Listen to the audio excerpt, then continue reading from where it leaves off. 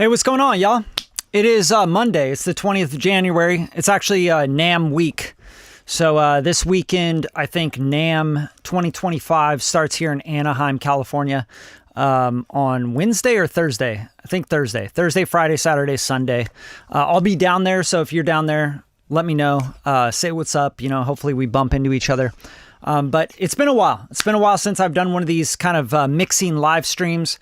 I've had my head down. I've been working on a bunch of different projects. So, just doing my best to, get out here and help you guys out as much as I can. And I'm going to be diving into a session that I'm working on for one of the artists in my artist development program. His name's Josh Sturgeon, and he's got a big voice and everything, singer-songwriter. We'll get into it. I'm just going to kind of like share stuff with you guys, try to teach you whatever as I work on stuff. And if you guys have questions along the way, just drop them in the chat. Say what's up if you're here right now. It is a Monday. I don't expect like too many people to be showing up right now on a Monday at like 4 p.m. But what's up? Philippe, what's up, man? It's good to see you. But let's dive into Logic. I'm using Logic Pro 11 for everything. Nowadays, I don't even really open Pro Tools very often, to be honest with you. I'm doing all my vocals, all my editing, all my tuning, vocal lining, everything, all in Logic Pro, even mixing and mastering.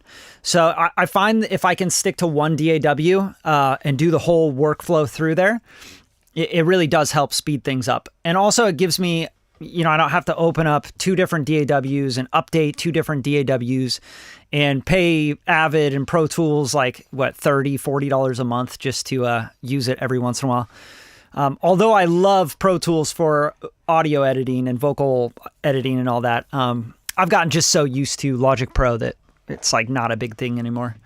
So typically when I'm doing vocal edits for an artist, especially when it's like a pop record or something and I'm asking for a bunch of stacks and stuff, I'll send them like the instrumental, right, to cut vocals to if they're cutting remotely. And then I'll have them send me back that session. And in this session, Josh used a bunch of the Radium Logic Pro Producer Pack presets, which sound really, really good on these vocals. But for the most part, I'm going to end up bypassing all that stuff and then editing and tuning and pocketing and all that stuff before I go in and mix. This is a big thing that amateurs, I think, do. They kind of get to the mix a lot quicker than they should be. Instead of treating all the problems and doing the edits and everything beforehand, they just start throwing plugins on stuff, right? And they're, I'm going to mix, and it's like, well, the recording's shit, right? So I had Josh re-record everything in this session, and it's still not the best, but I'll make do with it, and I'll show you how I'm going to make do with it. This is the lead vocal. I have two doubles left and right, and then I have different parts, of course. Like here are some harmonies left and right and center. A lot of the times on these stacks, I don't use this center channel. I'll just use the left, right, and then the lead, right? Instead of being like, the lead and then another harmony center and then a left and a right. I feel like that's a lot of the times overkill and it can get kind of phasey and washy with vocals. But I'll go through everything. I'll show you guys stuff. What's up, lad? Good to see you, bro. Good to see you. Astral Corona. What's up, man? Cool. Yeah. There's, I love Logic, man. Logic is just, it's super solid. It's really rare that I'll get crashes in Logic Pro. It's usually a plugin, like a third-party plugin that will cause a crash in Logic Pro. Pro Tools, on the other hand, like it can be very unstable depending on the OS you're on and all that. But because Logic is made by Apple, it's really stable on Apple. So, what's up? What's up, Gilly? I don't have a M1 Max.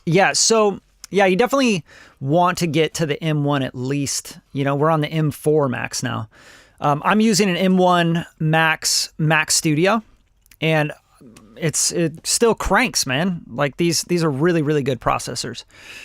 Really, really great. So let's just listen to everything. The vocals are really dry. I took everything off of them, but just kind of show you a little sneak peek. I got too many memes that I'm sitting on. Since we've been fighting, I've been saving them the bookmarks. When this all ends, we can laugh little snuggle under covers with my phone set up in the middle. Come on, baby, let's go. Have it all, 'cause I'm done wasting time. We could always rewind, forget it all, let go, don't ask why. Too many memes that I'm sitting on. Seeing you cold got me feeling wrong. All right, so he tracked everything through a Slate Digital ML1 modeling mic. So what I did right off the bat is I'm going to mute everything besides the lead vocal right now, because that's what I'm working on. And I'll bring the lead vocal down to the instrumental track. So I have it right above the instrumental. Not that that really matters, but you know, if I'm going to be pocketing vocals, etc., you know, it could be really helpful. Now there's two things that I might start with a vocal like this. I want to bypass all the plugins. I do not want compression. I do not want anything on there, okay? So the only thing I have on here right now is this microphone, right? Which is the modeling mic, right? Because without the actual microphone, you just have the ML1, which is like a pretty cheap Chinese microphone. You know, it's not going to sound that great. So the modeling software, which is the mic itself, is the C12, right? This sounded the best to me on his vocal, and then I have just a little bit of saturation for the New York console, which is like an SSL style saturation, right? I don't even need this on, really. Like, you could take that off. Just have the mic going, and let's hear this lead vocal, and then I'll show you the first step that I take in starting to treat vocals, because I don't want you guys to get ahead of yourselves all the time. You want to get to the end result so fast, you know? Sounds like shit. I need to put 1,000 plugins on there. A vocal chain, you know, you start doing crazy shit. It's not necessary. The first steps are not to just start EQing and compressing and doing all that shit. And I'll show you what I do first. So here are the vocals and the instrumental. I got too many memes that I'm sitting on. Since we've been fighting, I've been saving them the bookmarks. When this all ends, we can laugh a little, snuggle under covers with my phone set up in the middle. Come on, baby, let's go. Have it all, 'cause I'm done wasting time. We could always rewind, forget it all, let go, don't ask why. All right, so first thing I do when I get a vocal back from an artist or I'm cutting a vocal in the studio, listen for the problems, yeah? Listen to what the vocalist is doing wrong with their performance and the things that you're going to have to correct, okay? That's the first thing. You're not going to go like, oh, I need to compress this. Why? Why are you compressing? Oh, I need to EQ this. Why? What are you EQing? Why? Why are you EQing? What the fuck are you EQing for? Right? So you need to understand what the problems are with the vocal. So the first thing that I'm hearing are the splashes off the walls that he's recording. So he's in a room. It sounds like a den or an office with blank walls, right? So you're hearing this like, whoa, whoa. You're hearing these reflections, which are causing phasing in the microphone, and it's causing artifacts in the microphone as well. If you listen really carefully on these first phrases, you're going to hear kind of like this, like this washy thing going on with the vocals. I got too many memes that I'm sitting on. Since we've been fighting, I've been saving them the bookmarks. Right? And then I start thinking, oh, that's a cheap interface. Like, that's a microphone going through a cheap interface with bad D to A and a bad mic pre. It just doesn't sound good, right? It's like, it has like all these artifacts going on. And that's partly because the walls, the first reflection is going like this. You're singing into the mic, and then the reflection is hitting so fast on that wall, and it's coming back to the mic that it's phasing things out. So it's, and that's why we use tuning. That's why we use vocal booths. That's why we don't want reflections in our microphone. Even if you have your microphone here, right, and you're recording at your desk, and you have this this desk right here reflecting back into the microphone, like I see people recording like this, right? They have their microphone like this. This is going to cause a bunch of shit to happen in your microphone that you're not going to like. So what we want with the microphone, just like what we want from our speakers, our headphones, etc., we want the direct sound to be recorded, nothing else, right? If you want to capture a room that sounds beautiful and it's big and it has a nice reverb or whatever, cool, fine, that's different. But we're recording vocals for a pop record. We want just the vocal recorded, no reflections, okay? Same thing with speakers. You want to hear the music coming out of the speakers. You do not want to hear the music coming to your ears and then hitting a wall and then coming back to your ears and then hitting that wall and then hitting the ceiling and coming back to your ears. That's where all the phasing happens. And phasing cancels out and boosts different frequencies depending on where you're at in the room and how the speakers are interacting with the room. Okay, so that's what we got going on with this microphone. Right away, you're hearing a bunch of garbage and artifacting. But I can't do anything about that unless he goes to a professional studio and records them in a vocal booth with a better mic and a better preamp and a better everything, right? And then the next thing is I'm hearing his performance problems, right? I'm hearing, and I'm just pointing out all the issues because that's what I want you guys to start to hear and to train your ear to, right? The next stuff, and you guys tell me in the chat what you're hearing right away when I play this back as far as what are the issues with the performance. Just tell me in the chat. I got too many memes that I'm sitting on. Since we've been fighting, I've been saving them the bookmarks. When this all ends, we can laugh a little, snuggle under covers with my phone set up in the middle. Come on, baby, let's go. Have it all, 'cause I'm done wasting time. We could always rewind, forget it all, let go, don't ask why. Too many memes that I'm sitting on. All right, what do you guys got? Let me know in the chat. What do you hear about the performance? Now remember, recording arts, right? You're a recording artist. The whole job is to get really good at recording into a microphone, right? That's the art of recording into a microphone, recording songs. That's a recording artist, not a live performer, not an artist in general, but a recording artist is the art of recording, right? So what do you guys hear in the performance and the recording that you think could be improved on his vocal? Yo, what's up? London in the house. It's good to see people from the other side of the world. Yeah, dude, opposite side of the earth. That's what's up. All right, all right, all right. Okay, what do you got? Gilly, let's see. Pop filter needed. Puh and push. Yes. Very good, very good. First thing I hear, very, very first thing I hear. It's very dynamic. There's nothing wrong with that. I don't think dynamics are a problem. Too close to the mic? Yeah, on some parts, right? Like when he's saying, too many memes. I got too many. He's hitting his T's really hard. He's hitting his S's really hard, right? So let's hear this again. I got too many memes. I got too many memes that I'm sitting on since we've been fighting. All right, lots of S's and plosives and ps and ks and ss, right? It's you got to control those things as a recording artist. You have to get better at that.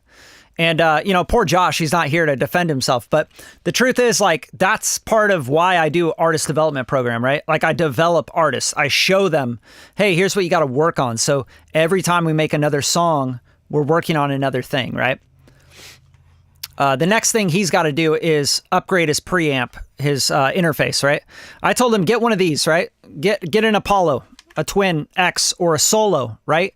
These have great conversion, great mic pre's. You can do the modeling with the mic pre's with Neve, SSLs, APIs, etc. He's got a Focusrite 2i2, and you can hear it. You can hear all the phasey weirdness in it, and you can hear the bouncing off the walls and the crazy shit that's going on. So it's like, yeah, first thing, get a better conversion and preamp. And then second thing, treat the walls, like the room you're in, treat the walls. Or just put traps around the mic, you know? Put some panels right around the mics. That's all you got to do. You got to do a mic, enclosure. Put it in the closet, you know what I'm saying? So you don't get all that weird phasing going on. And exasperating those S's and the P's. And if you can't hear those things, then you're not going to get really well at controlling those P's and those S's when you're singing, you know? You're going to go, I got too many memes that I'm sitting, instead of going, I got too many memes that I'm sitting on. Like really holding them back and getting that emotion out and holding the vowels out, right?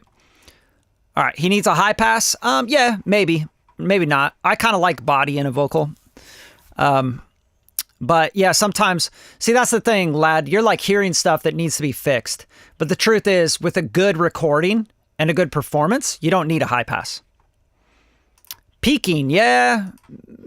Not really peaking. I think just plosives, S's, which can sound like peaking, but it's also because of cheap gear, right? It's cheap mic pre, cheap interface. Yeah, the artifacts are bad, right? The artifacts are really bad. They just sound all wishy-washy and weird. You can see his peaking too. No, there's no peaking. So there's no peaking. Look at, you see these? These are not cut off. This is what peaking would look like. That's what it would look like. It would be pop. It would be chopped on the top. That would be called clipping, and that's also peaking, right? That's not peaking. This is just dynamics. There's nothing wrong with dynamics. But I will show you what we will do next. You can see it's dynamic. And here's the problem, right? What do you think this is? Let's watch the waveform as it goes by. I got too many memes that I'm sitting on. Okay, so this is a problem. That right there, that is an S. Okay, so this right here is an S. So if this is the highest thing right here, and it's an S, we got a real issue. That is bad mic control. That's bad delivery. That's bad performance on a microphone. That's not understanding how to record. You get what I'm saying? This has nothing to do with, oh, you need to de-ess the shit out of him. The reason we have to de-ess and we have to fix problems is because there's bad performances. That's it. Bad performances, bad recording artists. It's all it is. And I know that people hate to hear that. They're like, no, man, that's not why. That's just inevitable. It's like, no, it's not. You have to learn how to hold your S's back and your T's and your plosives and hold your vowels out and get emotion through without S'ing and sibilants and plosives and blah, blah, blah, blah, blah. Okay? So just kind of showing you that. Okay, so now the next thing. Would you use an eyeball? So that's a good question. If I can't put together some like panels around my microphone, then maybe an eyeball. But the problem with the eyeballs is that you're going to get buildup of frequencies, because what you're doing with the microphone, especially considering that these are cardioid patterns, right? If it's a cardioid microphone, it's going to get, it's going to proximity effect is what's going to happen. But if you put anything around that, it's going to start to build up and it's going to get really chunky, and 200 to 600 is going to get really boomy and then you're going to sound like more congested. It's not going to sound as good, right? So the best way to do it is literally make some DIY panels, right? Like literally out of fiberglass, and just make some panels, go on Craigslist, find someone that's selling some panels, and literally put panels around your microphone. Or if you can't do that, then moving blankets, moving blankets, an old mattress, like pop it up against the wall and then put things around the microphone so that the not splashing off the walls. You know what I'm saying? That's all you need. Yeah, I hate the eyeball. I don't like that. I don't like putting anything around my microphone, What a scam. That shit is such a scam. Just put up some traps, put up some blankets, put up foam, put your microphone in a closet, Just make sure it's not splashing off walls. That's all you need to make sure of.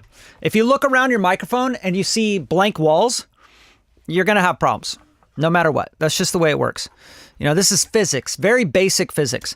All right, so next thing I'm going to do, because I cannot fix any of that stuff, I am going to do one thing that I want to do, because like look at the dynamics, like this is too dynamic for a pop record, right? You see he's like really peaked out here. This actually I think looks like it's a little bit peaked, like it's a little bit clipped, just barely. Not a big deal. Nothing crazy there. Let's see. Yeah, I'm not hearing it. Like the distortion's kind of warm. It doesn't sound too bad. But here, what we'll do now is we'll go in and right after the virtual mix rack, because we have this microphone modeling, right? And here's without the mic, just so you guys can hear it. So we'll bypass in and out. I got too many memes that I'm sitting on. Since we've been fighting, I've been saving them the bookmarks. When this all ends, we can laugh a little, snuggle under covers with my phone set up in the middle. Come on, babe. Right, so the mic model pushes the mids forward a little bit. It feels more warm and more three-dimensional. Without it on, it feels flat and it feels like a Chinese capsule. It's a cheap mic, right? Because that's what the Slate ML1 is. It's a cheap-ass mic. But the modeling makes it a usable mic for $300. It's pretty good. All right, so now let's... and I use the ML1, by the way, all the time on my records.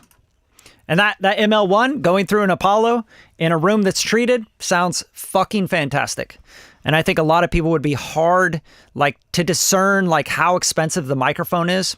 They couldn't tell, promise you. Just takes a good ear, takes a good engineer, right? And a good room, good vocal performance, good vocal chain, good, you know, get it right and you'll get it right. All right, so the next thing I'm going to put on here is I'm just going to put the Waves rider, the vocal rider on here. And the reason I'm going to do the vocal rider is because this just needs some writing. I'm just going to get it less dynamic so that when I do hit it with compression and stuff, the compressor's not going fucking nuts and choking out on this kind of stuff, right? So let's set it in a... You don't want to set the vocal rider like over here, right? Like you can see, this is not very dynamic. You want to set it somewhere where it's pretty dynamic. So I'm going to start like here, all right? Yeah, like right in here is probably a good spot to start setting the vocal rider. And with the vocal rider, this is how you use it, right? It's very, very simple. Music, no, we're not writing music. This is vocals, right? So we want the sensitivity on the vocal to be high. I want to go fast on this. When I go fast on it, it's going to catch these plosives kind of stuff. It'll grab it quicker, right? And then you want to set your range. And I'll just kind of set it where it's like, you know, pretty non-dynamic, if you will. And this is just the start of it, and then I'll start to dial it in with everything. Seeing you cold got me feeling wrong. Let go, don't ask why, oh, oh, oh. Let go, don't ask why. And I fucked up. I just put a stereo version of the vocal rider on there. Like... Is this stereo? Why is it doing that? Yeah, oh, okay, so it is stereo because it's coming after this guy, which made it stereo, which is really weird, but I need to do the vocal rider in stereo. Vocal rider. Okay, vocal rider. Not mono. Vocal rider stereo. Okay. All right, let's do this again. Take the vocals up, take the music all the way down, take the range up here, probably like right around there, just to start out. And then the sensitivity and the target probably up here somewhere. Seeing you cold got me feeling wrong. Let go, don't ask why, oh, oh, oh. Let go, don't ask. Seeing you cold got me feeling wrong. Seeing you cold got me feeling wrong. Seeing you cold got me feeling wrong. Seeing you cold got me feeling wrong. All right, that's a pretty good spot for the vocal rider. So that's probably the loudest point right there. And why we're doing this is because if that hit a compressor, that seeing you cold, like that would just go, it would just smash on a compressor. You'd be like 10, 12, 15 dB of compression. And imagine a compressor is trying to recover from that. Like now you're like, oh, it's my release. How do I set my release? How do I set my attack, etc.? You start to go, this doesn't make sense now, right? And I also want to give this some headroom. So make sure like this is hitting like -2, -3. So you just have some headroom. So you're not getting into the 0 area. All right. You can do that by also making up the output gain. So just take the output gain down, find a good spot where it's kind of riding it nicely. Seeing you cold got me feeling wrong. Seeing you cold got me feeling wrong. Seeing you cold got me feeling wrong. All right, I think that's a good spot. And let's go to like smaller, like lower volume areas where the dynamics aren't as loud, and we'll see what the vocal rider's doing there. Make sure it's not like getting too quiet. It's been so long, I don't even care if I get the win now. I'd rather lose and clear the air. Was probably my fault, I can be a lot. It's been so long, I don't even care if I get the win now. I'd rather lose and clear the air. Was probably my fault, I can be a lot. Let's call a timeout, honey, stop the clock. Come on, baby, let's go. Have it out, 'cause I'm done wasting time. We could always rewind, forget it all, let go, don't ask why. Too many memes that I'm sitting on. All right, that's a pretty good spot. Now check this out. I'm going to take the rider and I'm just going to print this. So I'm going to right click on here, bounce in place. And now we're getting the virtual mix microphone, right? We're just printing the microphone in and baking it in with the vocal rider. Okay, so we're just going to say lead vox, vocal ride mic. I don't know, something like that. I don't know. Makes sense to me. As long as it makes sense to me. All right. Now, stereo, mono, vocals, you know, that's really up to you. It doesn't really matter to me if the vocal's in stereo or mono. But look, this is like clipping, so we have to go back. We have to undo that. That's not making any sense. So now we got to take this volume down on these parts that are really loud. Oh, got me Weird. What just happened? What happened? Oh, okay. Delete. All right, we're going to redo that to make sure that we're giving ourselves more headroom. So let's unmute this. And this is like just part of mixing, man. You got to like kind of go back and forth. It's part of the game. Now we can take this down. Let's just go down here. Doot, doot, doot, doot, doot. Right? Just bump it down. Oh, got me feeling wrong. Let go, don't ask why. Oh, oh, oh. Let go, don't ask why. Oh, oh, oh. Got me feeling wrong. Let go, don't ask why. Oh, got me feeling wrong. Let go, don't ask why. All right, so this is the part where if you have something that really starts to go crazy, I'll just trim it. So I'll just cut here, and I'll cut here, and I'll go here up to the region box, and I'm just going to gain it down a little bit. Just going to give us some help, because you can see he kind of clipped it out a little bit, right? It's not a big deal. Again, like clipping is not going to be the end of the world, but yeah, you just got to be careful with that stuff. Anytime you're getting dynamic, I'd say just put on your mic chain, put a limiter, you know? So anything that like kind of starts to get where you're like hitting the threshold, just kind of turns it down instead of clipping it. A limiter, tracking with a limiter, or a compressor on like a 8-to-1 or something, just catching overs can be a lifesaver. It can really save the dynamics of your vocal. All right, so check this out. Oh, got me feeling wrong. Let go, don't ask why.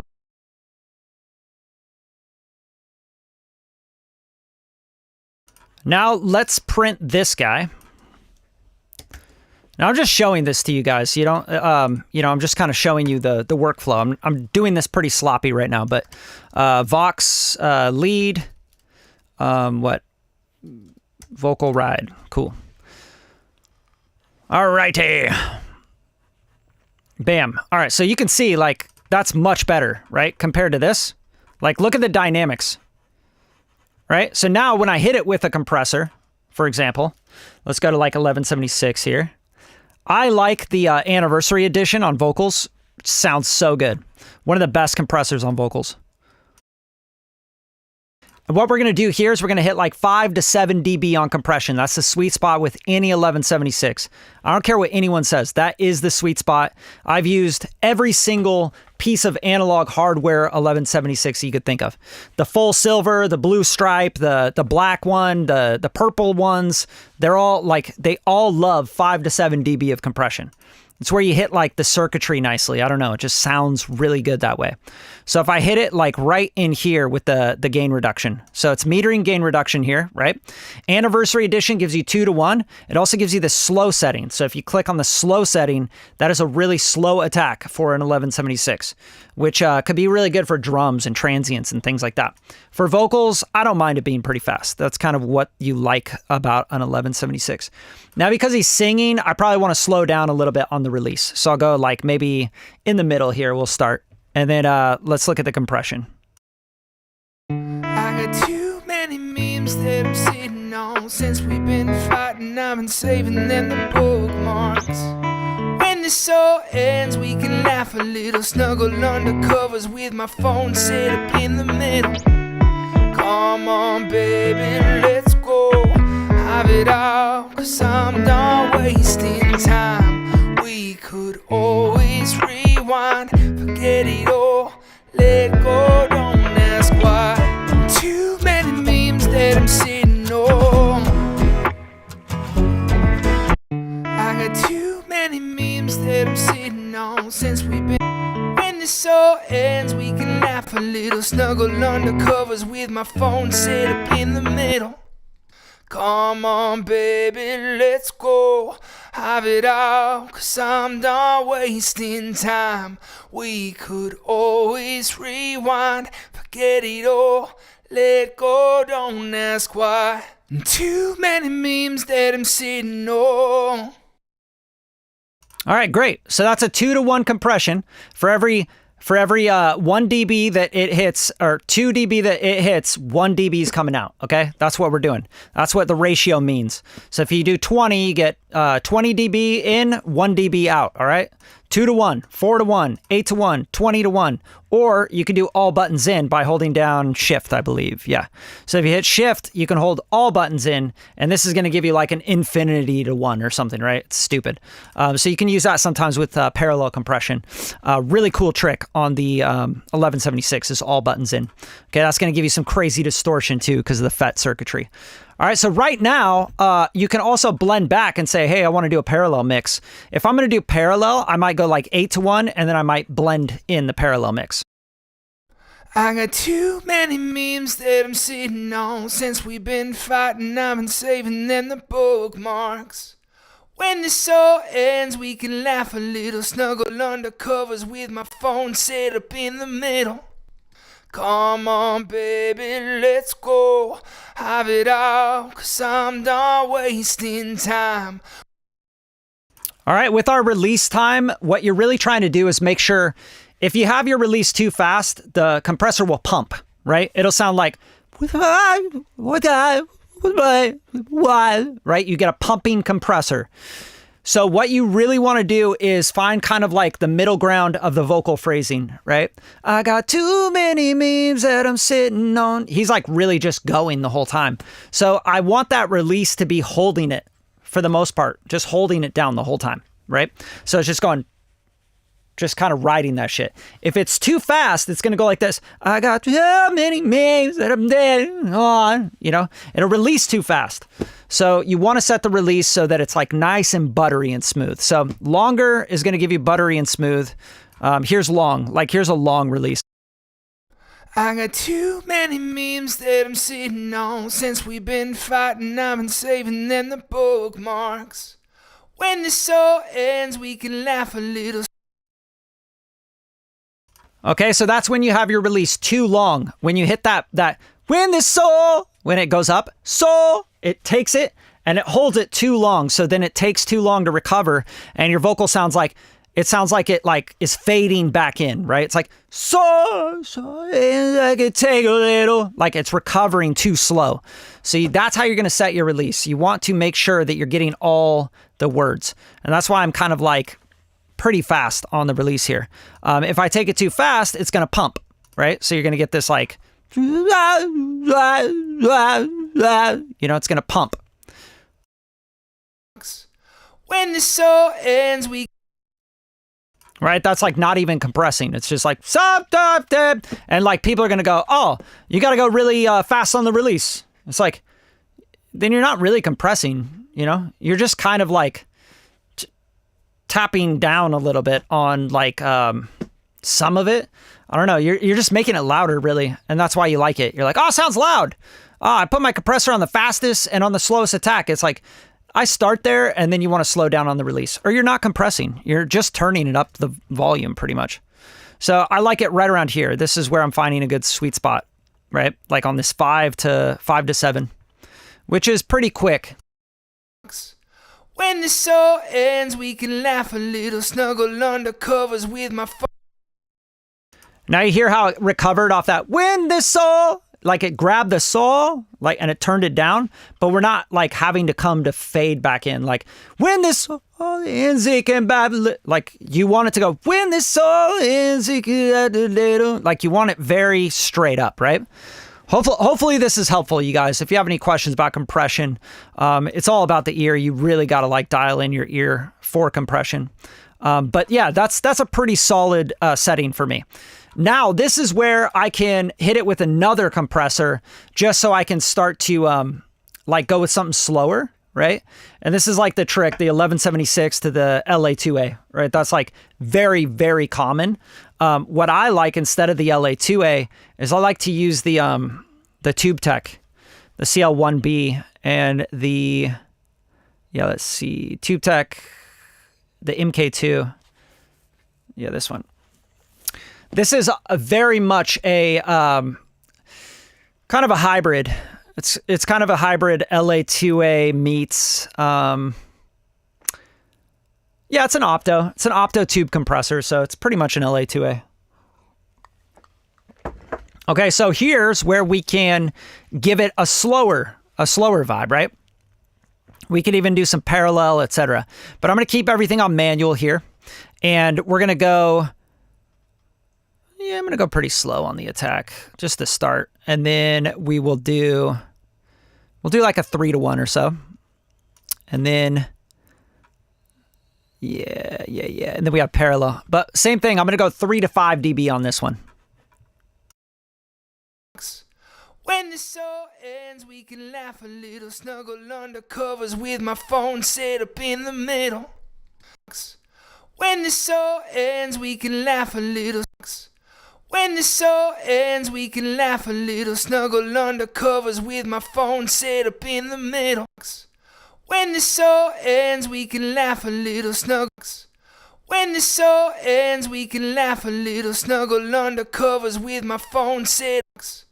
When this all ends, we can laugh a little, snuggle under covers with my phone set up in the. When this all ends, we can laugh a little, snuggle under.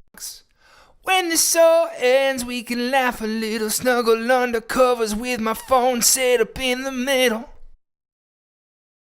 All right, so let's bypass our 2 compressors.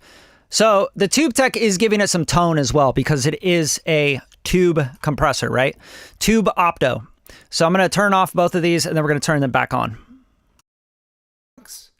When this all ends, we can laugh a little, snuggle under covers with my phone set up in the middle. When this all ends, we can laugh a little, snuggle under covers with my phone set up in the middle. Come on, baby, let's go. Have it all, 'cause I'm done wasting time. We could always rewind, forget it all, let go, don't ask why. Right, so now we're getting a pretty solid vocal without it sounding super compressed, right? Like you're not hearing it like feel compressed. It feels very natural and organic still. It doesn't sound like hyper compressed like this mic does right now for like VO, right? I'm gonna say what's up to everybody in the chat. See how you guys are doing. What do you think of the AKG P120? No clue. Never used it. Is that a microphone? I don't mind. The AKG stuff's pretty good. 414, you know, C414 is like one of my favorites. depending on which style, there's like a ULS that I think sounds better than the other versions. Let's see, that's a big S. Okay, what do you got here? I have someone told me to not use Vocal Rider, but do it manual. Nah, I don't agree with that. You could do it manual if you want to waste time. Just set it right. You could do Vocal Rider also in sections, right? Because you might have sections that are a little bit more dynamic. And then, yeah, you could just like ride and then print, ride and then print. Way faster than doing it manually. I think doing it manually would just be a waste of time. What's up? What's up? What's up? Yeah, so now we got to talk about, obviously, like we got it compressed, which is really just like got the volume right, and it's not so dynamic and going up and down like crazy. Now let's de-ess it, right? Let's not go into like EQing the shit out of it, but let's just turn on a de-esser and de-ess it. You can also manually de-ess, obviously, but I'm just going to go to the Pro de-ess because it's going to be quicker for me. All right, so this is the Pro de-ess. This is like, you could literally just open it up. Straight up, let it do its thing because it's such a good algorithm. It's insanely good. So I'm going to go here to my Bradley DS start. And this is kind of how I start. I kind of leave the, the top end above 12K open, and I go down to about 4.3 here. And then the range is 6 dB, and we'll set our threshold here for the S's. When this all ends, we can laugh a little, snuggle under covers with my phone set up in the middle. Come on, baby, let's go. Have it all, 'cause I'm done wasting time. We could always rewind, forget it all, let go, don't ask why. Too many memes that I'm sitting on. All right, sounding really pretty good to me. One thing I want to do now is just to do some cleanup before we hit the compressors, because I'm realizing there's probably some like garbage at the bottom that we don't want the compressors to be triggered from.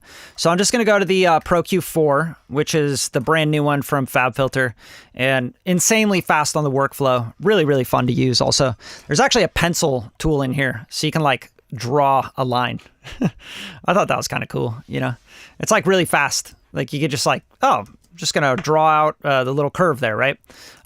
So here, I'm going to just actually turn this to a high pass, and we'll do this at like 18 to 24.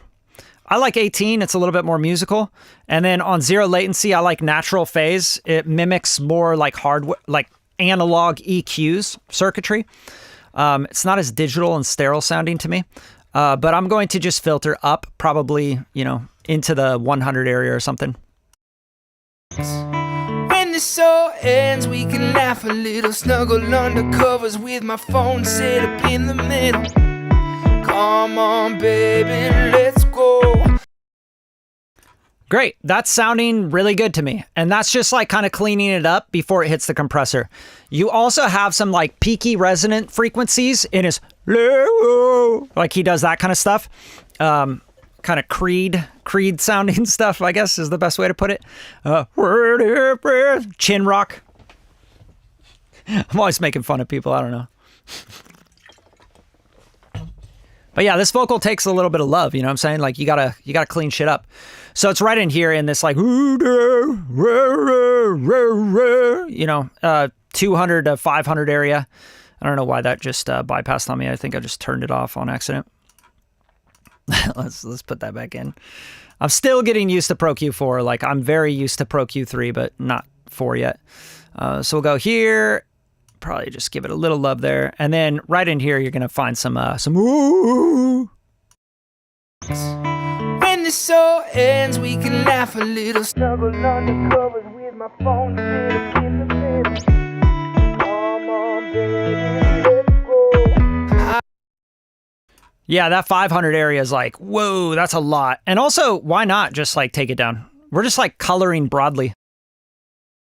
When this all ends, we can laugh a little, snuggle under covers with my phone set up in the middle.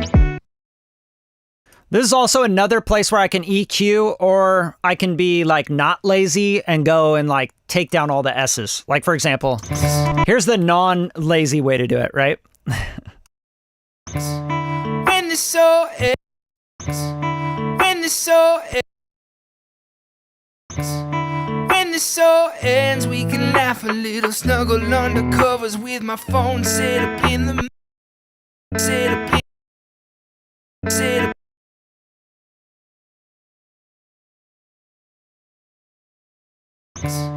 When the soul ends,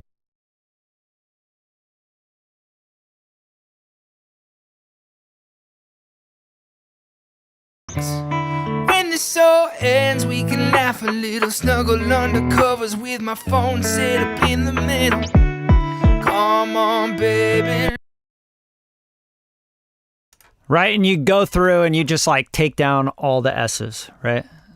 Very simple, but also very tedious and time consuming. So on the Pro Q4, I can also do something with some de-essing right from the bat before it hits the compressor, which is always, I think I do multi-stage de-essing all the time. De-ess before you hit a compressor, because the compressor is going to react to the S's, and also you're going to distort the compressor because you're modeling analog gear, FETs, right? Field effect transformers, transistors, also tubes, right? Which are going to add harmonics to the fundamental. If you're adding harmonics to an S, it's going to go from S to sh, right? To sh, because it's going to add harmonics to it, right? It's distorting. So what we can do before we hit the compressor is find the S, the sibilants here. When the soul. And with Pro Q4, something I love about it is when you play and then you go down here, you'll see like the frequencies start to like slow down. And then you can pinpoint the S's really well. When the soul ends, we can laugh a little, snuggle under covers with my phone set up in the middle. So you see how it kind of pinpointed that 8K area? So now we can just kind of go to that 8K area, right? Probably like 7.9 or something is where it was, right? Just, you want to think a little bit more broad than just exactly what it was. I think that's always funny when people pinpoint frequencies specifically. It's like not every S is going to be exactly the same frequency. That would be damn near impossible. So let's go here and we're going to make this a dynamic. So we're going to make this dynamic just like a de-esser would be. And we're going to take the dynamics down. So every time it hits and it crosses the threshold, which this is the threshold, right? Wherever you set this is the threshold. And then it's going to turn it down by that much, by this much, right? So let's go here to like 7.9. And then let's tighten this up, right? And then we can pull this down. You could turn it down by as many dB as you want. This is like 9 right now. You see the XY axis? So right here, you got 9, 6, -3, etc. This is how much it's de-essing when it crosses this threshold, okay?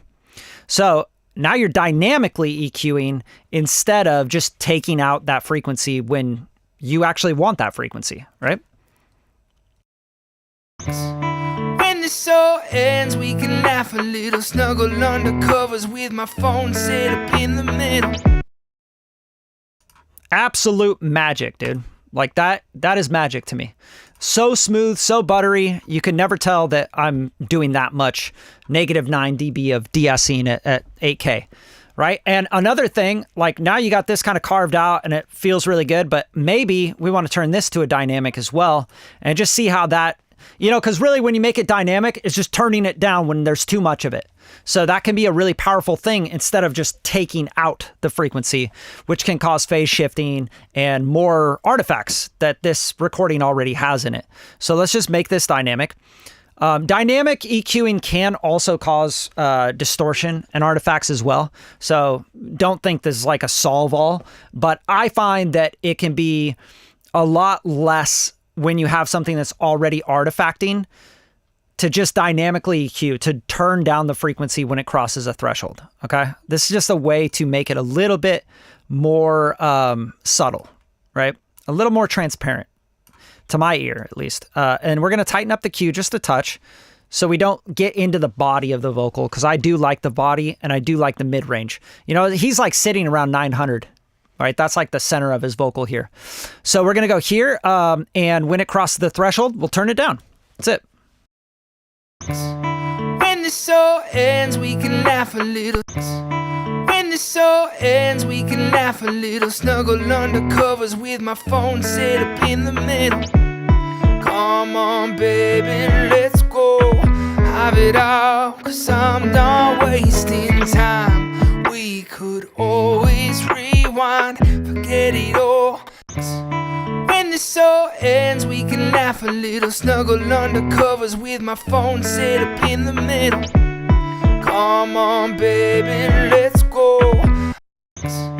When this all ends, we can laugh a little, snuggle under covers with my phone set up in the middle. Come on, baby, let's go. Have it all, 'cause I'm done wasting time. We could always rewind. I mean, that sounds so much smoother to me, you know? It's just like nice and smooth now. It's really buttery. Like, let's turn all this stuff off and remind ourselves where this vocal was. When this all ends, we can laugh a little, snuggle under covers with my phone set up in the middle. Come on, baby, let's go. Have it all, 'cause I'm done wasting time. We could always rewind. When this all ends, we can laugh a little, snuggle under covers with my phone set up in the middle. Come on, baby, let's go. Have it all, 'cause I'm done wasting time. Right? Sounding a lot better. What do you got here? Do you turn up the gain on Pro Q after doing cuts? No. Why would I? I mean, I don't, because like, remember what we're doing here, like you're taking down the stuff that's peaking, right? Before you're hitting 2 stages of compression. So these 2 stages of compression are adding lots of gain, right? Like take out the compression and you have plenty of gain makeup. When this all ends, we can laugh a little, snuggle under covers with my phone set up in the middle. Right? So when you EQ before a compressor, you're still holding those notches that you pulled out, right? Because a compressor is not just going to fill in those gaps again. That's not how it works. It will bring it up a little bit, right? Because the makeup gain, the compression, you're bringing up low-level information, etc. But this is all about just like making this a pop vocal where it sounds natural to me. Like I don't want it to sound over EQ'd, over compressed, overdone. This is like a very sensitive song, right?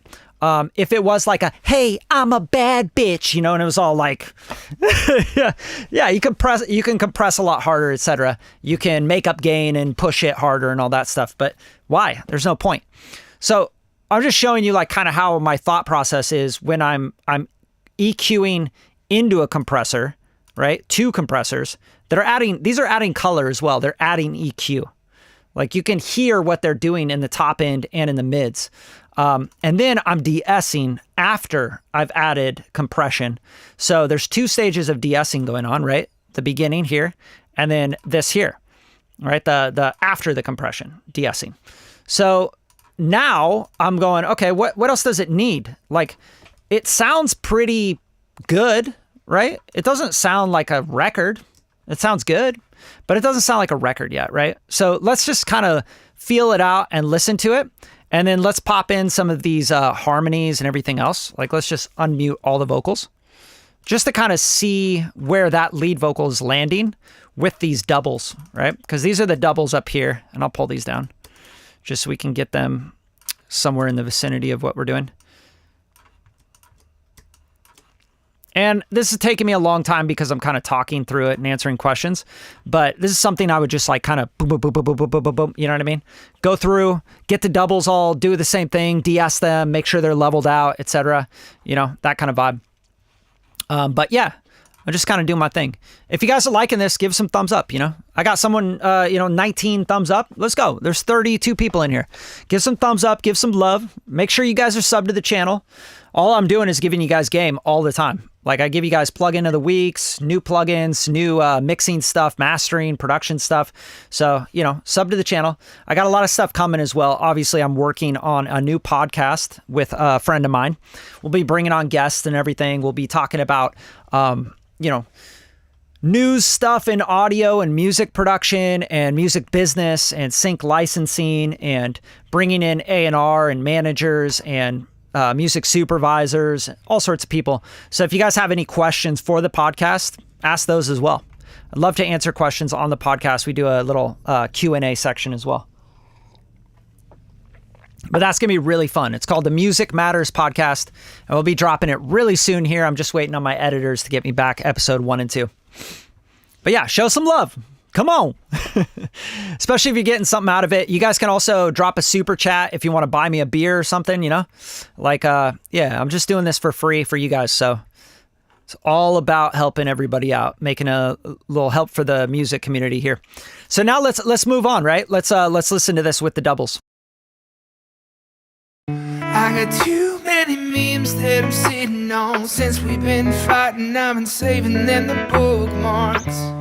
When this all ends, we can laugh a little, snuggle under covers with my phone set up in the middle. Right? That's pretty damn organic sounding, right?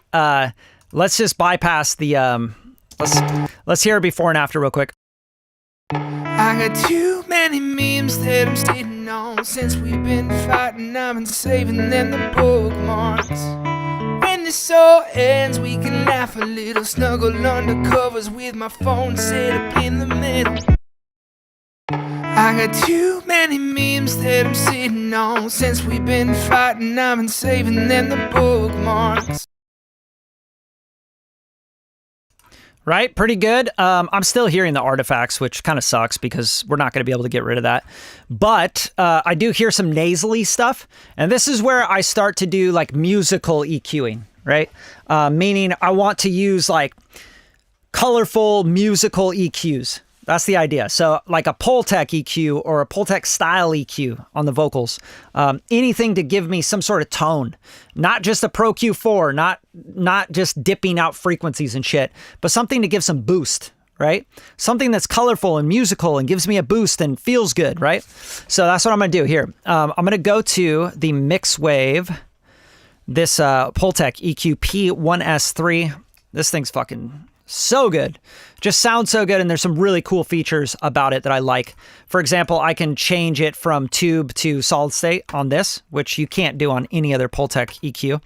I can do some high passing, which I think I'll still high pass, just always thinking about some cleanup on the bottom. And then I'm going to go in here, and we're going to go boost and cut, boost and attenuate here. And I'm going to go to like 30 or 40. I'm not sure yet, but let's check it out. When this all ends, we can laugh a little, snuggle under covers with my phone set up in the middle. When this all ends, we can laugh a little, snuggle under covers with my phone set up in the middle. When this all ends, we can laugh a little, snuggle under covers. I mean, that's fucking awesome, right? Like, it scooped out some of that bullshit that was this area, right? It's scooping out some of this, right? So the 2, 3, 400 area, and it's giving me a nice like body boost that you feel, but you don't hear, right? So like, I'm gonna bypass this in and out. When this all ends, we can laugh a little, snuggle under covers with my phone set up in the middle. Come on, baby, let's go. Have it all, 'cause I'm done wasting time. We could always rewind, forget it all. When this all ends, we can laugh a little, snuggle under covers with my phone set up in the middle. Come on, baby, let's go. Have it all, 'cause I'm done wasting time. It's funny, just turning that on as well, you hear like this like front to back thing happening. And I don't know if you guys can hear that, but if your ears aren't really that trained, you're not going to hear it. But I think people will feel it as listeners. It's like the vocals like here, right? And it's like 2-dimensional. And then you turn on the Pultec and it like does this thing where it like becomes like a more 3-dimensional shape.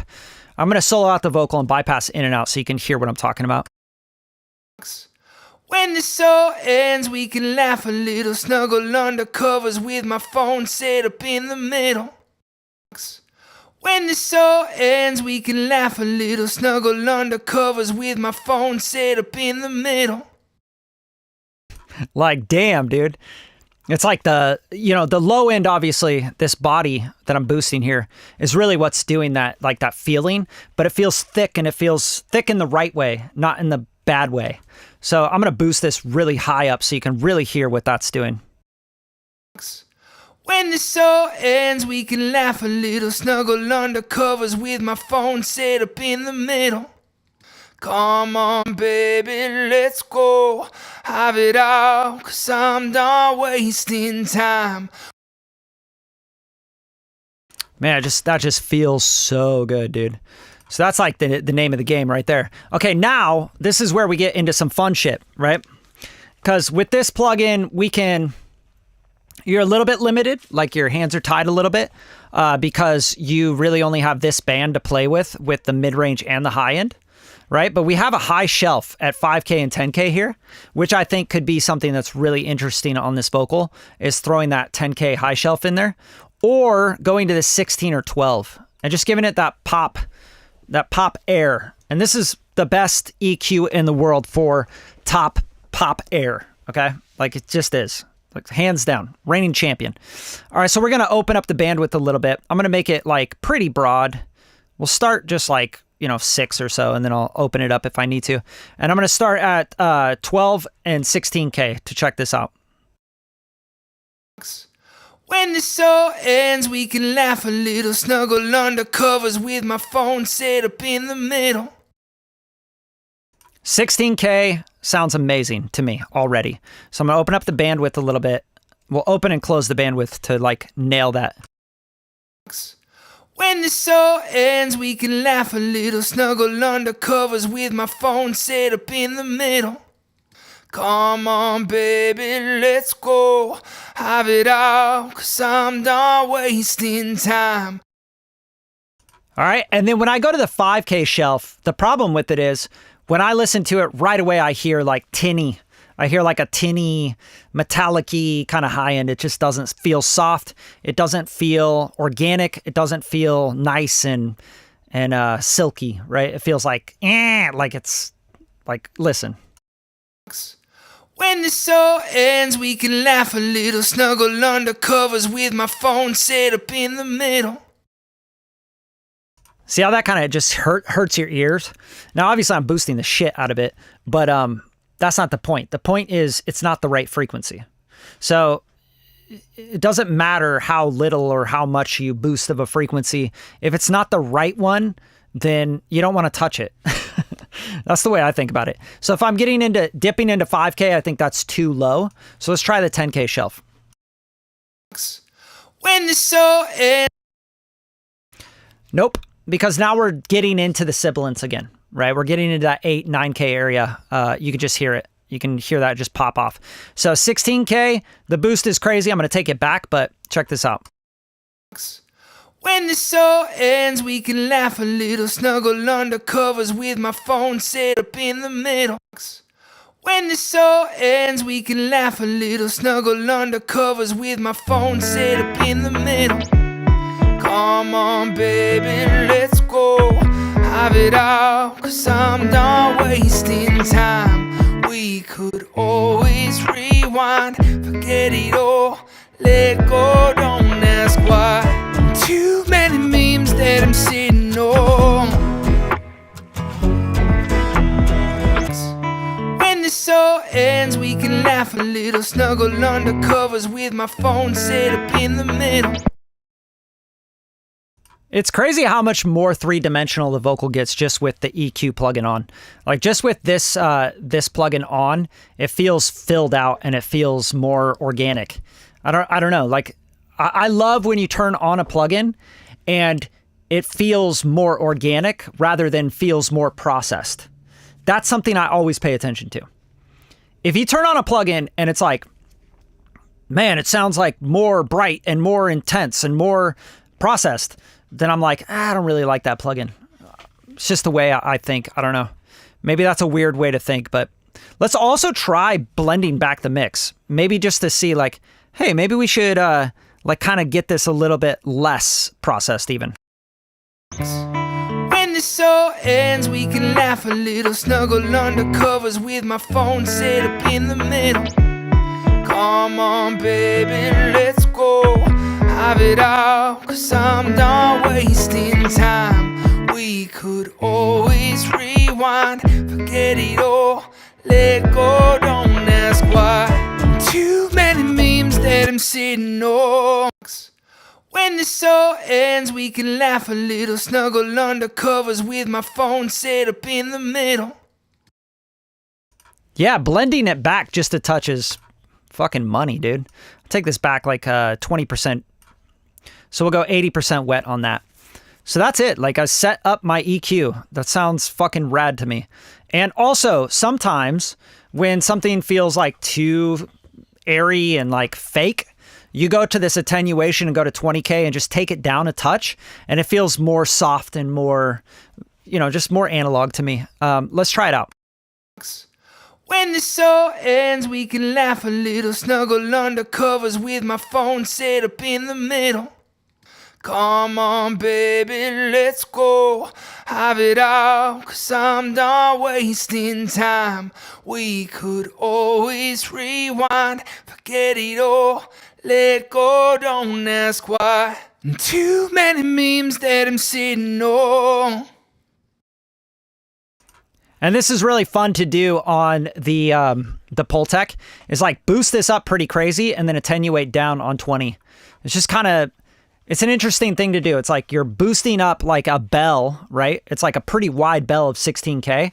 So you start to get into, you know, 18, 20, etc. And then you start to like shelf down. So you're like doing this thing. It can be really, really musical. Check it out. When this all ends, we can laugh a little, snuggle under covers with my phone set up in the middle. Come on, baby, let's go. Have it all, 'cause I'm done wasting time. We could always rewind, forget it all, let go, don't ask why. Too many memes that I'm sitting on. When this all ends, we can laugh a little, snuggle under covers with my phone set up in the middle. Come on, baby, let's go. Have it all, 'cause I'm done wasting time. We could always rewind, forget it all, let go, don't ask why. When this all ends, we... Yep, sounds good to me. Moving on. So now we're going to just kind of like leave this where it's at right now. And then this is where I start to get into like parallel processing with the vocal. I don't want to do too much more like EQing or anything. I think this sounds nice and organic for what it is. And remember, this is going to be, these vocals will then be imported to my main session that I'm going to be doing the final mix on, right? So I don't want to be vocal mixing too much on these. I'm just showing you guys some stuff while we're on this live stream, right? Like, because I have another session that I've produced this whole track in, you know? So I'm not like going to mix the final vocals in this to a stereo track. I have all of this broken down, okay? So just to be like really clear about that. So when I finish out like a vocal where I'm like, this sounds pretty good to me, I'm just gonna color it. I'm gonna go hot pink on it, okay? And then now I would do the same thing with the doubles, etc., right? But I wanna show you guys after I do that, right? Because I want you to get more of the process down. After I got this lead vocal strip here, and let's just throw reverb on it just to, you know, have some reverb on it because that's going to drive me crazy. My favorite vocal combo for reverb, this is a really, really fun one. I like to do the Valhalla. Okay, so I'll do the Valhalla vintage verb. This is like my favorite combo. I absolutely love it. I'll do about like 2.5 to 3, and I'll go like, yeah, maybe there or so. And then pre-delay of like 30, depending on the BPM. I think this is pretty slow, right? 130, but it's like kind of halftime feeling. And then I'm going to go here, go to a plate. So I'll do like a smooth plate, and we'll do like now, and we will take this kind of vocal range, like 14 or so. And I'll take that to like 1.2. This is the bass mult, so it's going to multiply this and below, right? So it's like a 1390 and below. It's going to multiply into the reverb 1.21 times. I'm going to low cut here, probably like up to like 200, 240. This is just starting it out. And then I'm going to size this down a little bit. And I'm going to bring this down so I don't get into the sibilance. Like, for example, if you have the high cut here on the EQ, you have 9800, right?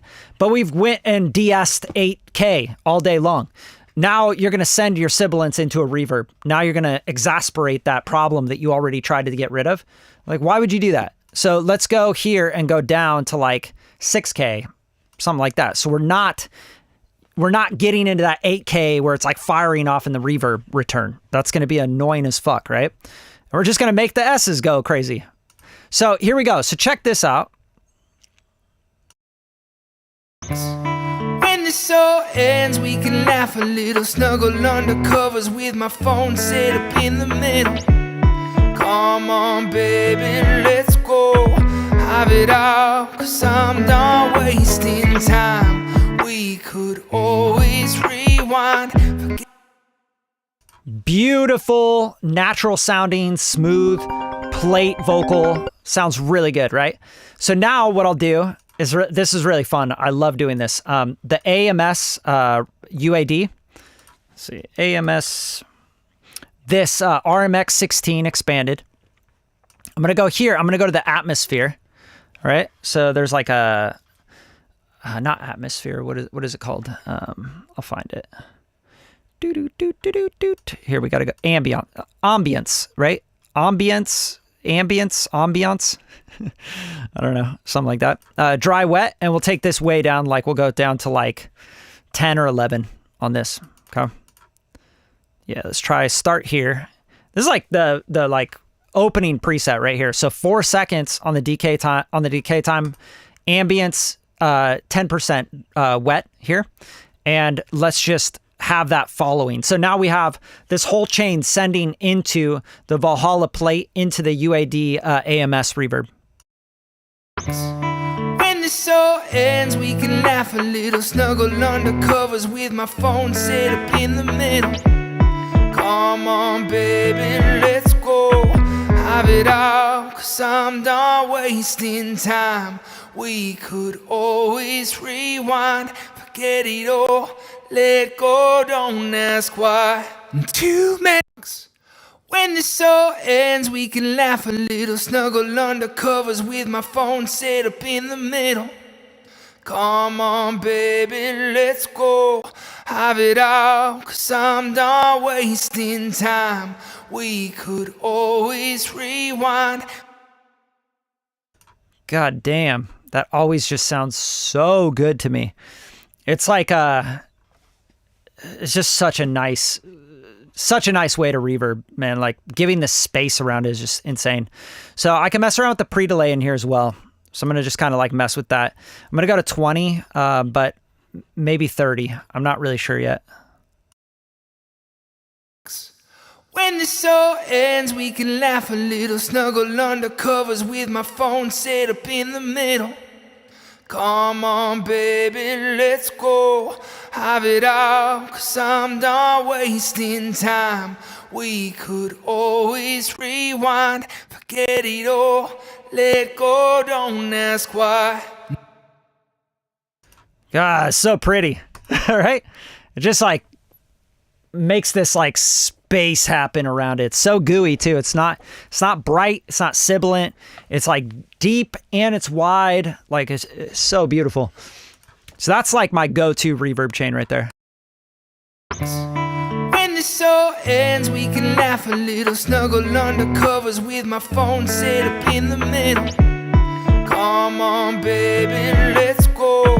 Have it all, 'cause I'm done wasting time. We could always rewind, forget it all.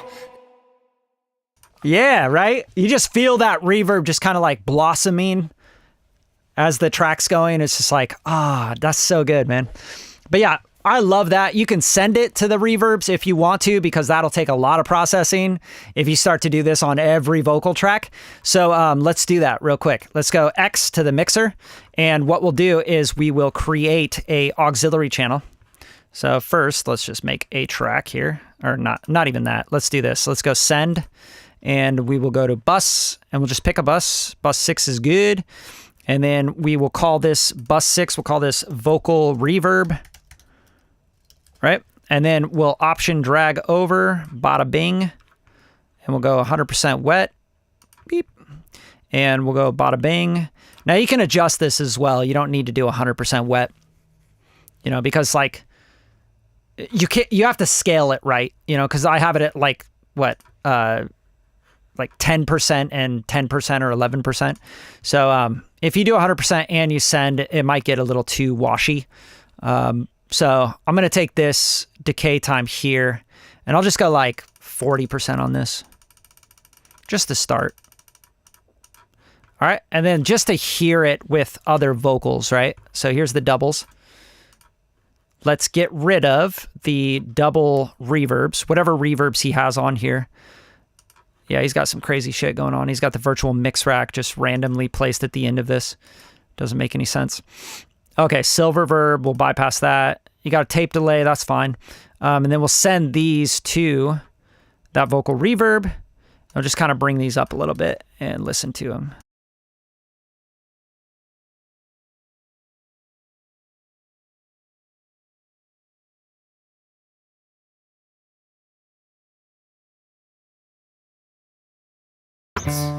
When this all ends, we can laugh a little, snuggle under covers with my phone set up in the middle. When this all ends, we can laugh a little, snuggle under covers with my phone set up in the middle. Come on, baby, let's go. I mean, that's beautiful, right? But obviously the chain sounds too thin. It sounds too processed to me. It doesn't sound right. So what we'll do, in Logic 11, you can hold down Command, and you can just use the eraser tool. And this is like such a cool tool to get, because I hate like having to click and like get rid of plugin. You know what I mean? Yeah, let me see. Get rid of that. What's that? I think I have another plugin installed. So now on this vocal, this lead vocal, because now we've locked in a lead vocal chain, I'll go here and I'm going to save this. And I'm just going to say save channel strip setting as, and we'll call this Josh lead vocal or something, you know, like, is there something else going on screen? What the hell? I feel like there's like something asking me for something. Yeah, that was weird. All right, let's go back. All right, so here's our lead vocal. And we're going to go to save channel strip setting as. Okay, here we go. Now we'll go Josh S. Too many memes. Box 1. And then here I like to put it under my stuff. Bada bang. All right, now I can go to these and I can just open up that preset. All right, go to my vocals, go to Josh.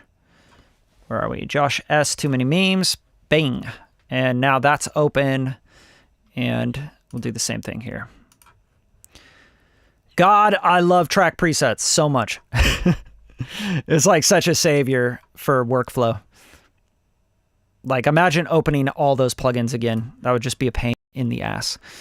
So now we have all those ready. Bus 6. And let's hear this.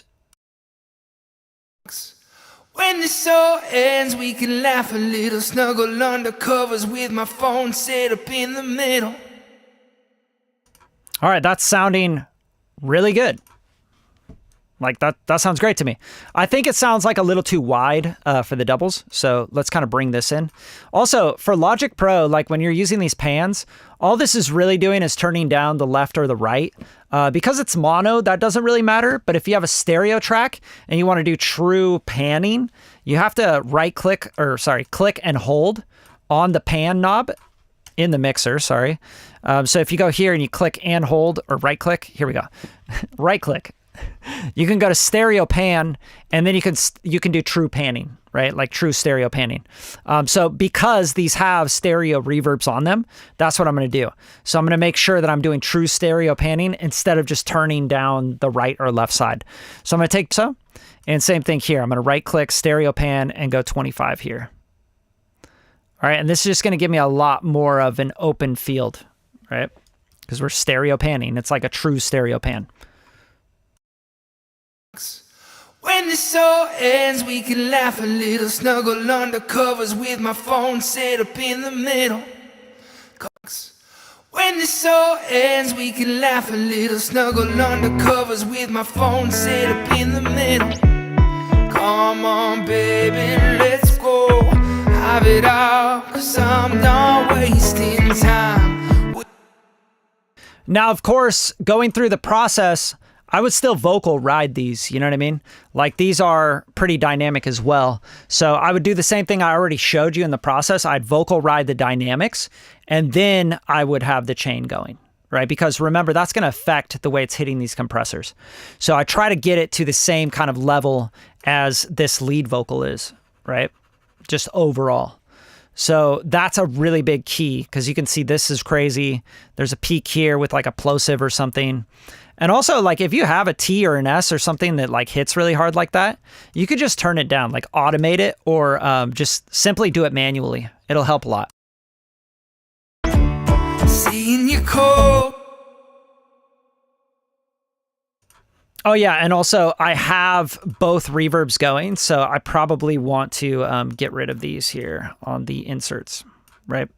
Because this is the bus sending to the reverb. Seeing you cold got me feeling wrong. Echo, don't ask why. Seeing you cold got me feeling wrong. Seeing you cold got me feeling wrong. Right, and those sound a lot thinner. I'm not really sure I like that, so I'm just going to come in here and kind of back off that a little bit and back off this a little bit. On the doubles, I don't want them sounding that thin because they start to sound processed, you know, like they sound really filtered and weird to me. And I really don't want that to happen with these vocals. So I'm going to go through and I'm just going to kind of make sure that I'm not taking too much out of these. And also this boost, I'm going to cut down on that. Right? Just adjusting a little bit on the doubles. This is very important that the doubles aren't exactly the same as the lead vocal. I don't typically like that, you know? So I'm just kind of wanting these to be a little bit more thick. Seeing you cold got me feeling wrong. Seeing you cold got me feeling wrong.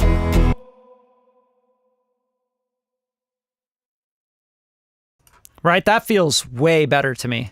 Just feels more like mid-range pushed, you know? And that's going to kind of give the vocal more fullness in the center as well. Another thing I like to do on the lead vocal is I'll send it to like especially with this kind of pop sound, I'll send it to a bus and I'll do 100% send to this. And I'll do what I call kind of my vocal widener effect. I've showed this a lot of times, so if you've seen this before, big deal, right? But it's called vocal thickener is what I do here. So it's like a REQ6 where I can start to dial in just the mid-range, right? So I'll do this, take this guy kind of down here. Actually, let's just go low pass on that. And just like not worry about any sibilance or anything here and not worry about any boomy stuff there. And then because that 500 area is kind of like super peaky, take that down a little bit and then push maybe like 900 or 1K, right? And then this is really a cool thing to do. Hit it with the doubler. This is the doubler 2 and then the S1 imager. So I call it the double wide, right? I'm just kind of push some width into it. And then I will send any vocal I want to kind of like be thicker in the middle. I want to do this where I feel it, but I don't hear it, right? So let's solo out the vocal and I'll kind of show you what this sounds like as I shoot to this. Seeing you cold got me feeling wrong. Seeing you cold got me feeling wrong. Seeing you cold, we could always rewind. Forget it all, let go, don't ask why. Too many memes that I'm sitting on. Seeing you cold got me feeling wrong. Let go, don't ask why. Oh, oh, oh. Let go, don't ask why.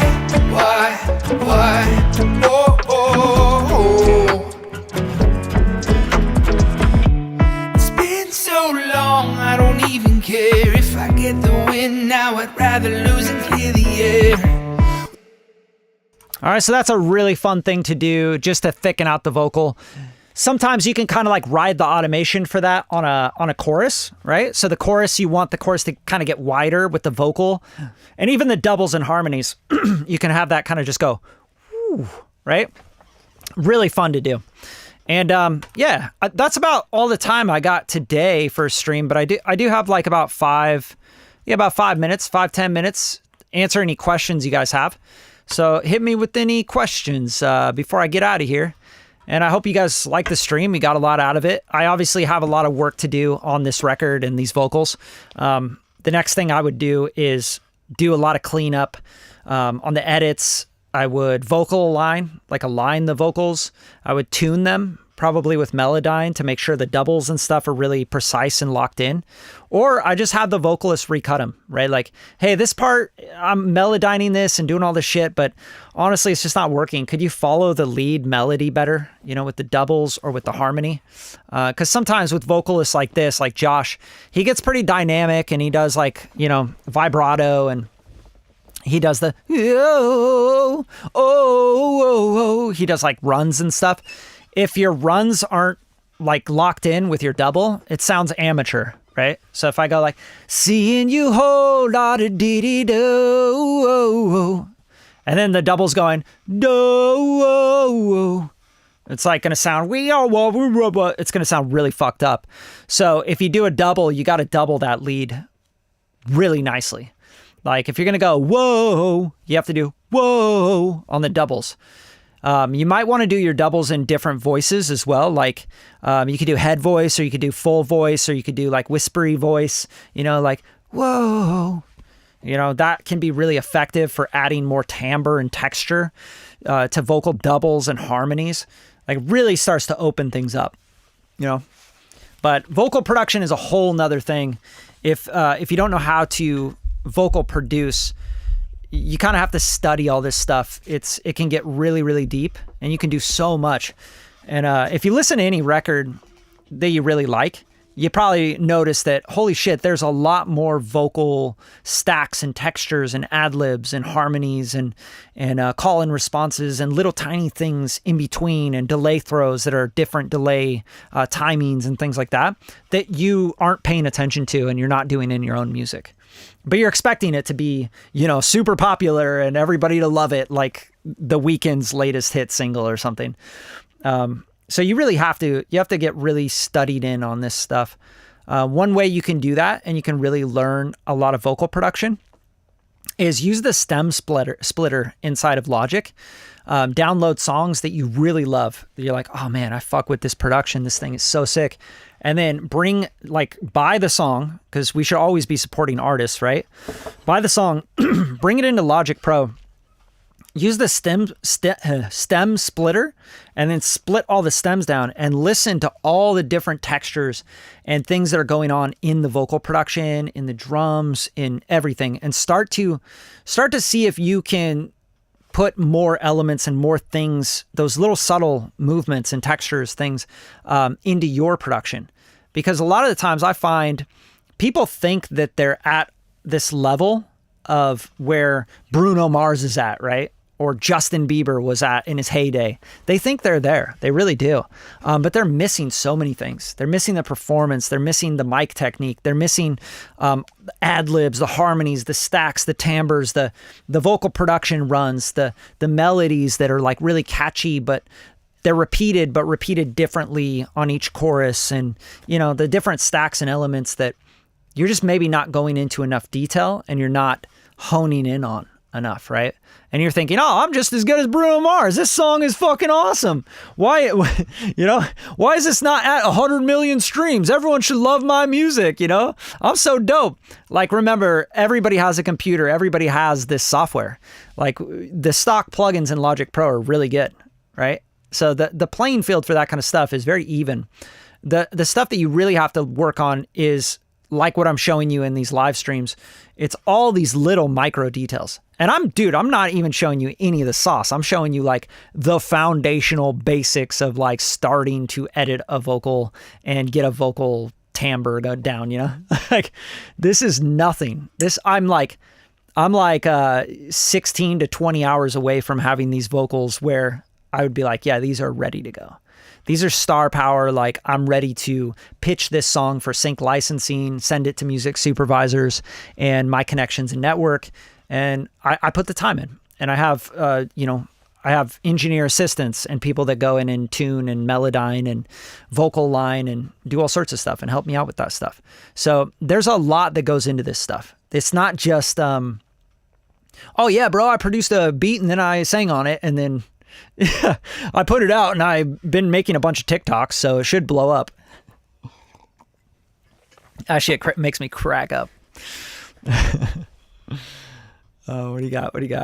Yeah, that chain has sounded really good so far. Yeah, the verb combo is really money, man. Like, I've messed around with a lot of different reverb combos, and I could show you many more that I love and that I use all the time, like alti-verb combos and shit that are just insanely good. 80s kind of stuff is also like a big one, right? All right, what do you got? Erratic Egghead. I like that. Is that Billy Corgan? What happens when a vocal is fucked beyond control? How much do you invest into fixing it?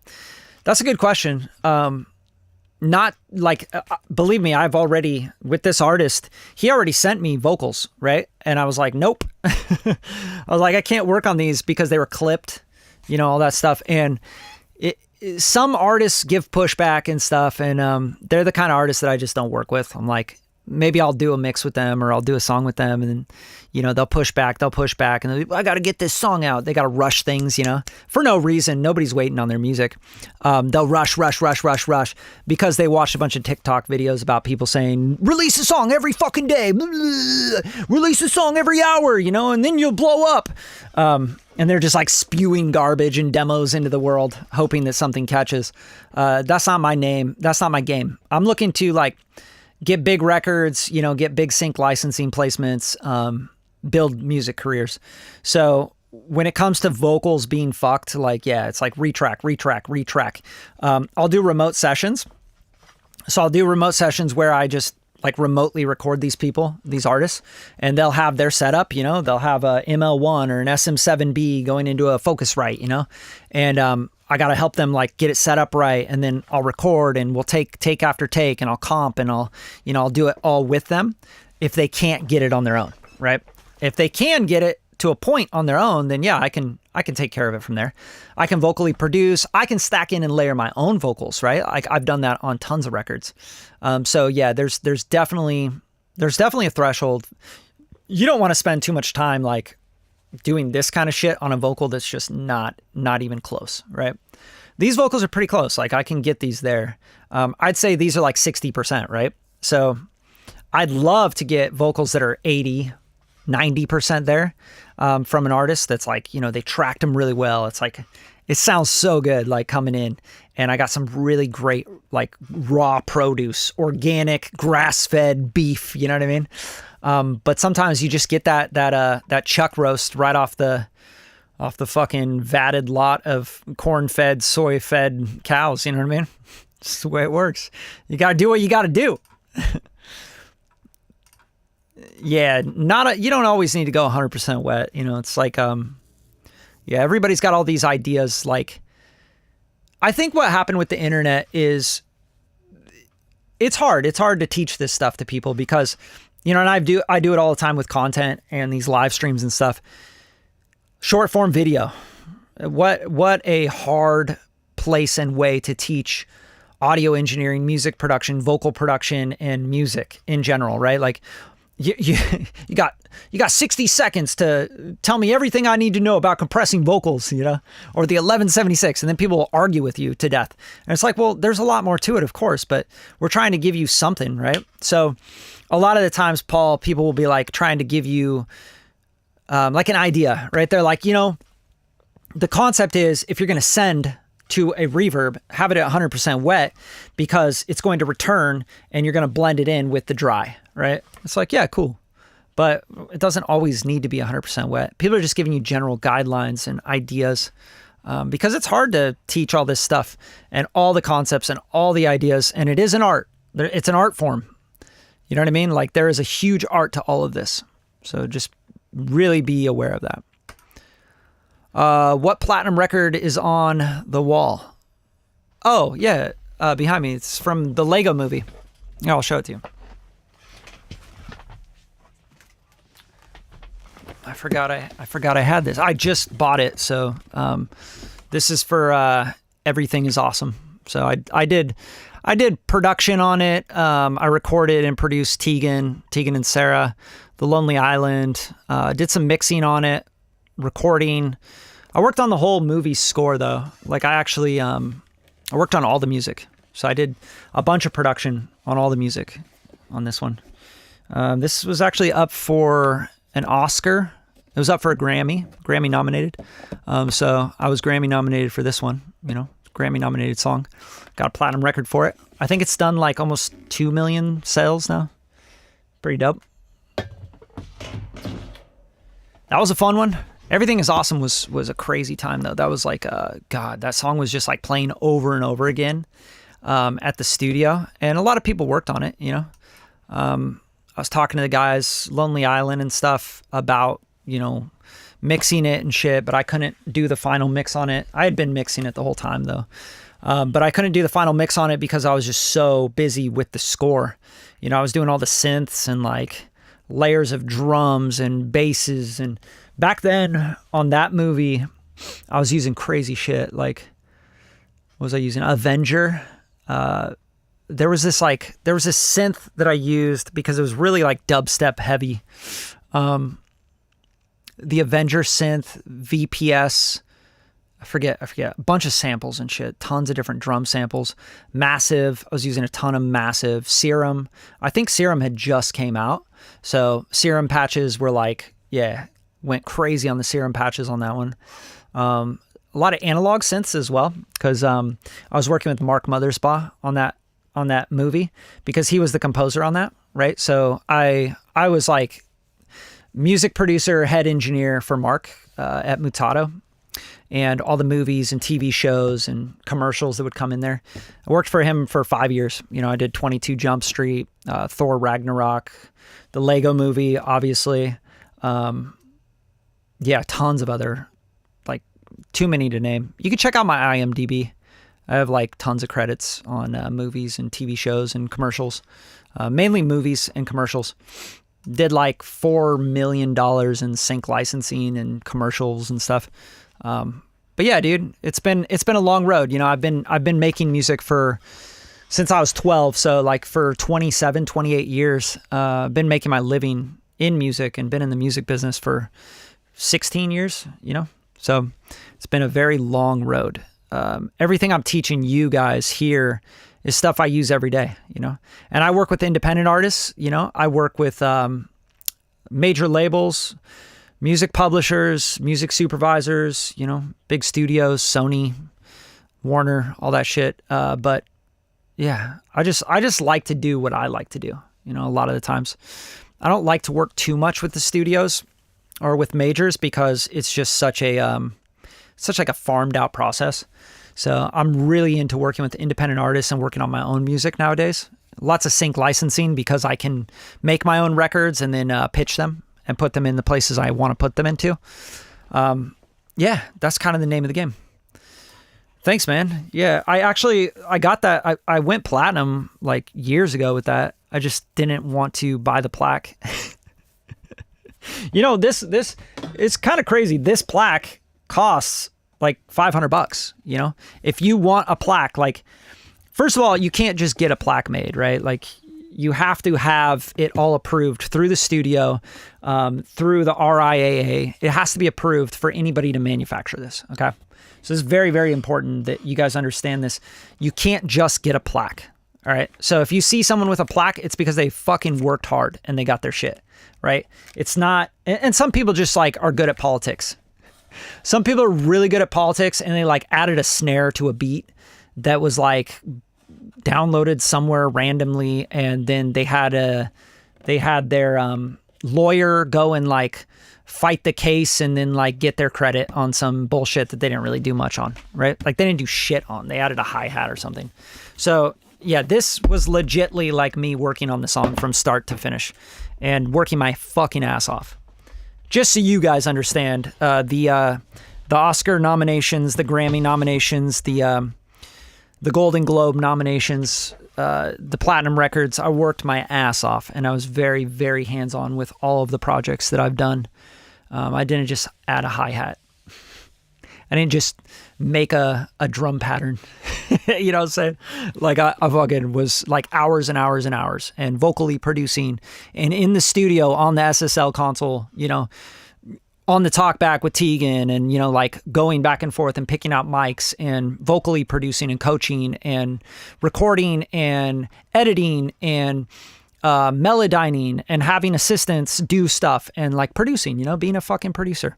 So yeah, you gotta really know this stuff. You have to have a skill set to really get, like a lot of people can get awards, right? Like you can get like a Grammy or you can get this thing, not a Grammy. A Grammy would be really hard to get unless you were very hands-on with it.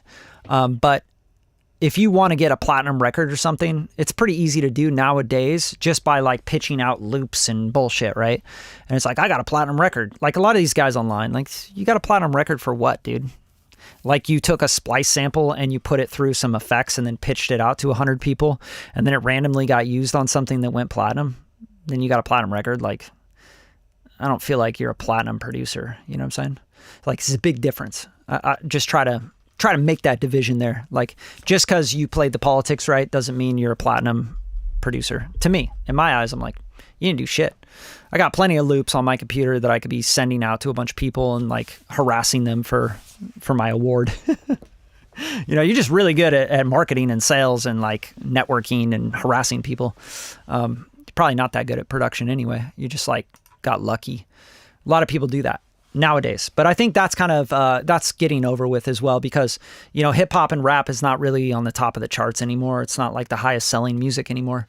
It had its heyday, but now it's kind of like on the way out. I don't think a lot of people are like, yeah, man, that trap beat is fucking, let's go multi-platinum with it. Like, it's very hard to go platinum nowadays on a trap beat. But I'm not hating on it. I'm just saying like it's a different world. You know, sending out loops and stuff is not like going platinum for production to me. Like just because the song went platinum and you like had a snare drum on a song, I don't think people should get a platinum plaque for that. I think that's ridiculous. If you were the producer and you had a serious hands-on position with the record, you know what I mean? Like that's different. That's like, oh, I was in the studio, I was vocally producing, I was coaching, I was, you know, working with the artists, we were coming up with the concepts, you know, we were making a song like you would make a movie as a director, right? That's where you get a plaque. That's where I think you deserve the plaque. You deserve that award. And they should pay for it. Like, they should have bought that plaque for me. They should have been like, yeah, man, we shipped it to you. But instead, I got to pay for it. And most producers do. You got to pay for your own plaque to get made, which is ridiculous. But anyway, yeah, great hanging out with you guys. It's been a while. I hope you have a great Monday. Any of you going to be at NAMM? I'm going to be down at NAMM Thursday, Friday, maybe Saturday as well. So if you're down there, say what's up, you know, bump into me. I'll be running around. I don't know. I'll be going to after parties. I got like auto-tune party to go to, and there's some like pre-parties. I know there's one tomorrow, studios in NoHo, like recording studios throwing parties. OEK Sound is having a party in NoHo, I think tomorrow. And then Wednesday, there's a bunch of parties, studio parties, events, etc. And then all through the weekend, like if you guys are in music and you're not going to be at NAMM, it's like, are you really? I got this plaque from being in a studio with people and connecting with real people and working with real people that are making music, making movies, making moves, right? So if you guys want to connect with music, money, power, influence, all that stuff, you got to get around it, you know? Like that's my number one piece of advice to you if you want to do anything in music or arts. And I mean like for a living, like do it successfully for a living. If you want it to be a hobby and you like it just because you like it, like cool, that's fine. All right. See you guys next time. Share the show. Subscribe to the channel. Don't be a dick.